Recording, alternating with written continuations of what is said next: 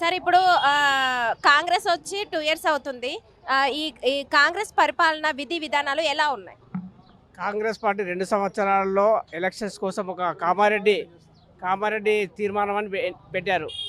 అక్కడ డిక్లరేషన్లో ఏం చెప్పారు? 42% రిజర్వేషన్ అన్నారు. 42% అమలు కాదని తెలుసు వాళ్ళకు, కానీ ప్రజలను మోసం చేస్తుంది. ఇక్కడ అర్థం చేసుకోవాల్సింది ఏంటంటే 42% 50% దాటితే కాదని, అమలు కాదని తెలిసినాక కూడా ప్రజలను ఓట్లు దండుకోవడానికి అబద్ధ హామీలు ఇచ్చి ఈరోజు అధికారంలోకి వచ్చారు. అధికారంలోకి వచ్చినాక కోర్టులో హైకోర్టులో ఉన్నప్పుడే సుప్రీంకోర్టులో వేశారు. అంటే కానీ గవర్నర్ దగ్గర ఉన్నప్పుడే ఇక్కడ జీవో తీశారు. అవన్నీ అమల్లో కావు. ప్రభుత్వానికి తెలియకపోతే వాళ్ళకు అడ్వకేట్ జనరల్ ఉంటాడు. అడ్వకేట్ జనరల్ సమాచారం తీసుకుని చెప్పాలి, ప్రభుత్వం చేయాలి. కానీ ఏది చేయకుండా అబద్ధం హామీలు ఇచ్చి ఎన్నికల కోసం వెళ్తుంది. ఇక్కడ చూస్తే ఎంఐఎం గతంలో టీఆర్ఎస్ మద్దతు తెలిపింది, ఈ రోజు కాంగ్రెస్కి మద్దతు తెలుపుతుంది. వీళ్ళు ఆధారపడేది కేవలం ఎంఐఎం మీద. ఎంఐఎంతోనే గెలుస్తామనుకున్నారు. ఇక్కడ ఒక దెబ్బ చూడాలి. ఇందులోకి నేను ఒక్కడే క్వశ్చన్ చేయాలనుకున్నా.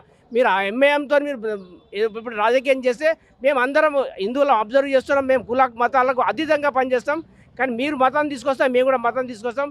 ఎక్కడ కూడా మెజారిటీ హిందువులే ఉన్నారు. ఆ భావన వస్తే 2 పార్టీలు కొట్టుకపోయి భారతీయ జనతా పార్టీ గెలుస్తుందని ఈ సందర్భంగా నేను తెలియజేస్తున్నాను.